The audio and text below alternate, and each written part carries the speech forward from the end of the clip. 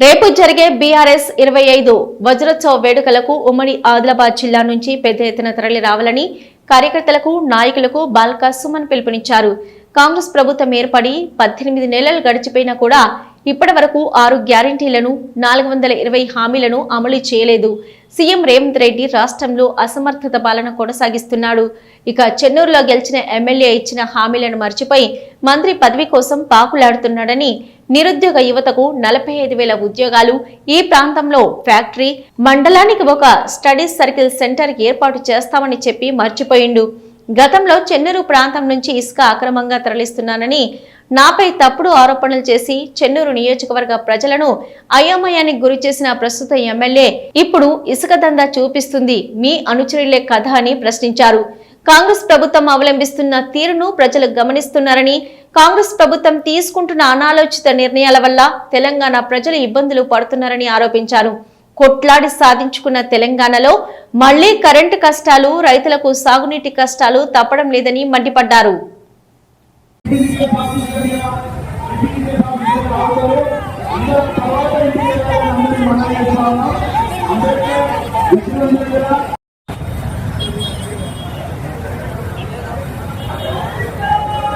అందరూ దయచేసి ఒక చిన్న విషయాన్ని గమనించగలరు. అన్న వచ్చిన తర్వాత జెంట్స్ ఎవరు, మగవాళ్ళు ఎవరు కూడా అన్న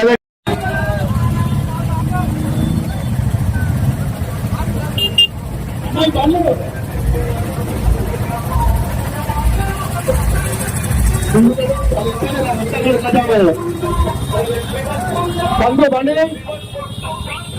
అన్న బండి ముందు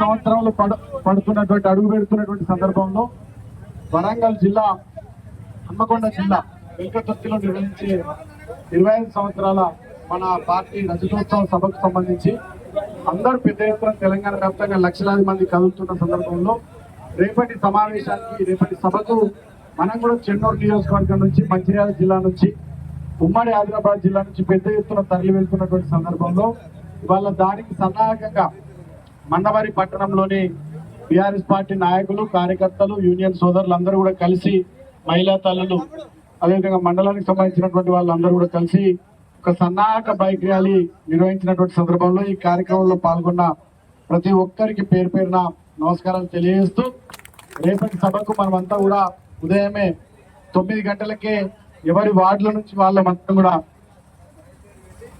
ఆ కార్యక్రమాన్ని విజయవంతంగా పూర్తి చేసుకొని మళ్ళీ ఎవరి ఇళ్లకు వాళ్ళు జాగ్రత్తగా చేరుకోవాలని మన శ్రేణులందరికీ విజ్ఞప్తి చేస్తూ ఇప్పటికే సంవత్సరంన్నర పూర్తయింది. దాదాపు 500 రోజులు కాంగ్రెస్ ప్రభుత్వం ఏర్పడి పూర్తవుతున్నటువంటి తరుణంలో వాళ్ళు ఇచ్చిన 6 గ్యారెంటీల్లో ఒక్కటంటే ఒకటి అమలు చేయలే. వాళ్ళు ఇచ్చిన 420 హామీలు మేనిఫెస్టోకి సంబంధించి ఒకటంటే ఒకటి అమలు చేయలే. ఈ కాంగ్రెస్ ప్రభుత్వం అట్టర్ ఫ్లాప్ ప్రభుత్వం. ఈ కాంగ్రెస్ పార్టీ ఎమ్మెల్యేలు అట్టర్ ఫ్లాప్ ఎమ్మెల్యేలు అని చెప్పి వాళ్ళ రాష్ట్రంలో ప్రజలంతా నిర్ధారించుకున్నారు. నిర్ణయం జరిగిపోయింది. ఎన్నికలు ఎప్పుడు వచ్చినా మళ్ళీ తెలంగాణలో బ్రహ్మాండంగా గులాబీ జెండా ఎగరడం ఖాయం. కేసీఆర్ గారు మళ్ళీ ముఖ్యమంత్రి కావడం ఖాయం. కాబట్టి బీఆర్ఎస్ పార్టీ శ్రేణులు మనం కూడా మన నియోజకవర్గంలో కేసులకు విరవకుండా భయపడకుండా అధికార పార్టీ అదేవిధంగా పోలీసులు చేస్తున్నటువంటి ఒత్తిళ్లు కానీ బెదిరింపులు కానీ కేసులను కూడా సమర్థవంతంగా ఎదుర్కొంటూ రాబోయే 3 సంవత్సరాలు మంచిగా పనిచేసుకుందాం. భవిష్యత్తు మనదే. బ్రహ్మాండంగా ఈ గులాబీ జెండా రాబోయే 2 దశాబ్దాలు తెలంగాణలో అధికారంలో ఉండబోతుంది.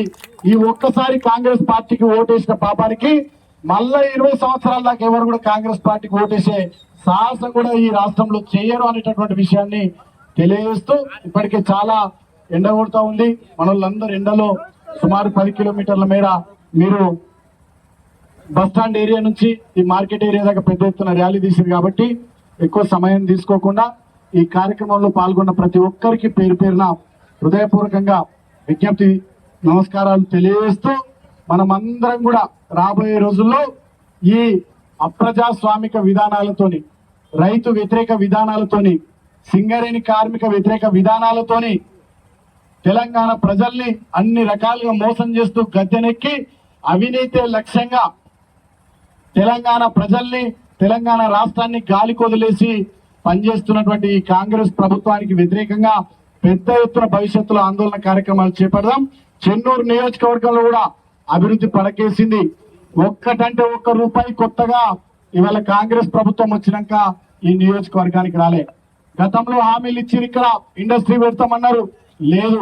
45,000 ఉద్యోగాలు ఇస్తామన్నారు, లేవు. అగ్రికల్చర్ యూనివర్సిటీ తెస్తామన్నారు, తేలే.